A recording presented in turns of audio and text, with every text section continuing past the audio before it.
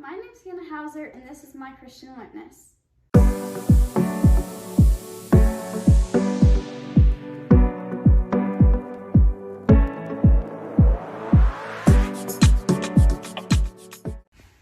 Cross country is my favorite sport.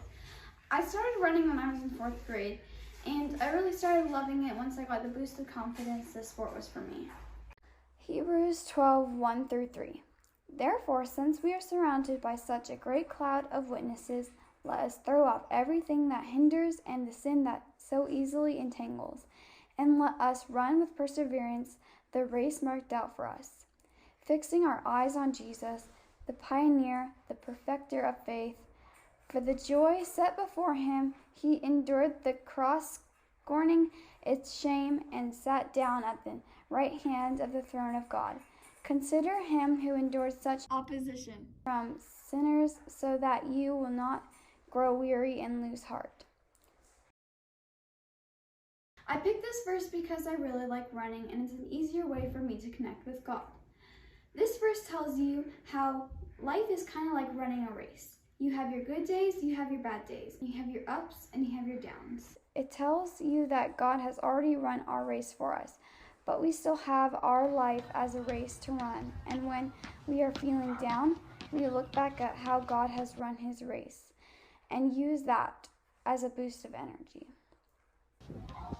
My last race in Arkansas was also my last day in Arkansas. It was hard because I had a lot of emotions going through my head, and it was hard to keep going because I wasn't happy with some of the things going on in my life at that moment. There are going to be good days and bad days, just like there are going to be good races and bad races. Just don't give up and look back at Jesus and his life, and that will give you the energy you need to keep going.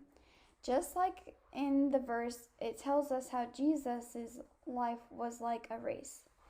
He had good days and bad days too, like when he got upset with the people trying to make money in his house of worship from the animals they were selling.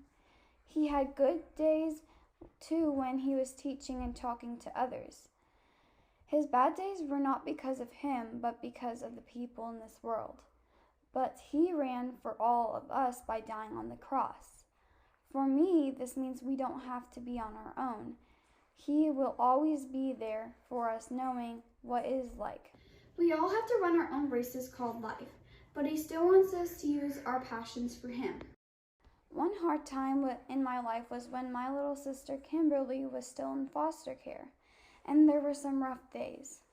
One day, she almost got taken away from our family. But through those hard times, I prayed a lot to God and trusted him. Back in Arkansas, I had a coach. She was my coach and my friend. She helped me with the hard times, both in life and races. She ran with me in her free time. She went with coffee to me and calmed me down before races or nerve-wracking experiences. The verse says that we are surrounded by a great cloud of witnesses. I think that means God gives us people in our lives to take care of us and help us keep going.